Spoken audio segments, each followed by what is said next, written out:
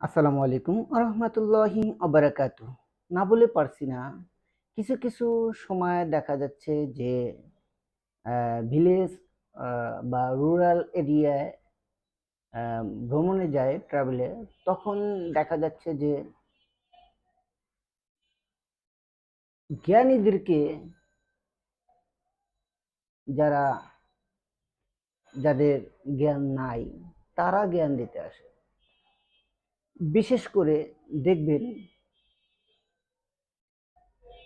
কেউ থাকে জ্ঞান অর্জনের চিন্তায় ব্যস্ত, আর কফি হাউসের আড্ডা এবং কি চায়ের দোকানে আড্ডা, টি স্টোর,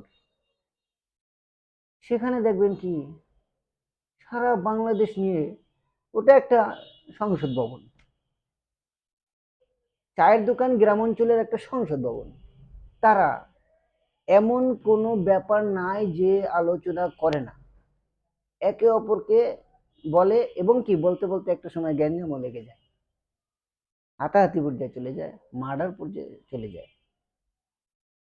আসলে এগুলা দেখলে মনে চায় না যে গ্রাম অঞ্চলে ট্রাভেলে যাই বা ঘুরতে যাই।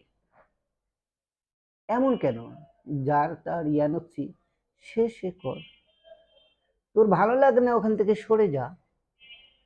ওর কথা ভালো লাগছে না, সরে যা। ও ভুল বলতেছে, ওরে হাসি মুখে বিদায় দিয়ে সরে যা।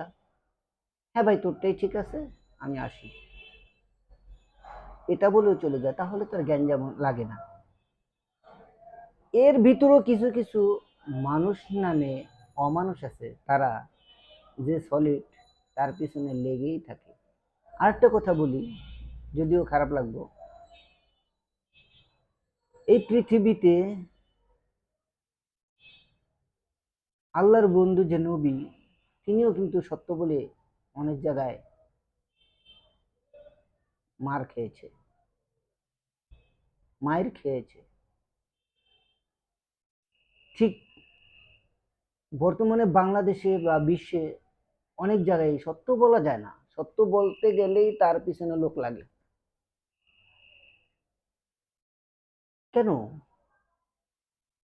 সত্যের মানুষগুলো কি এতই কমে গেছে?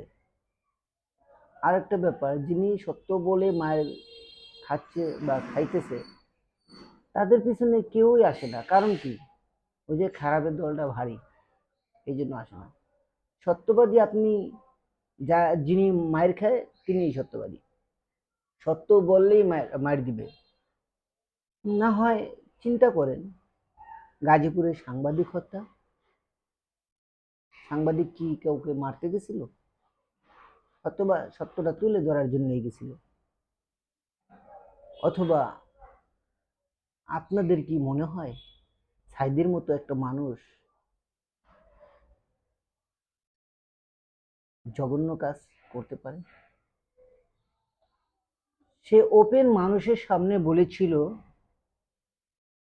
আমার অত সালের ধুলামালা আমার গায়ে লাগে নাই।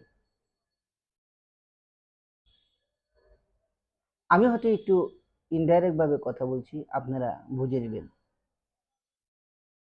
আল্লাহ, আমার অত সালের ধুলোবালি আমার গায়ে লাগে না। কেন ওই ব্যক্তিকেও মারতে হয়েছে? এই ব্যাপারটা একটু খেয়াল করবেন। আর যারা আমার কথায় কষ্ট পেয়েছেন, তারা কমেন্টের মাধ্যমে জানিয়ে দিবেন, আমি সেটা শুধরানোর চেষ্টা করব। আর সত্য বললে কারো কারো ব্লাডে লাগে বা হার্টে লাগে, এটাই মনুষ্য জাতির রোগ। যদিও কবিরা বলেছে, তেলা মাথায় তেল দেওয়া মনুষ্য জাতির রোগ। আর আমি দেখতেছি এটা তো আছেই বটেই, তার সাথে সত্য বলারা, সত্য কথা সহ্য করাটাও মানুষের অসম্ভব। বা সত্য বললে রেগে যায়, সত্য বললে কষ্ট পায়, শুধরাবে তো নাই, বরঞ্চ রিয়াকশনে চলে যায়। আমার জানা মতে যারা অপরাধ করেন, নিজেকে নিজে একটু প্রশ্ন করে দেখেন, অপরাধ না করে পারা যায় না?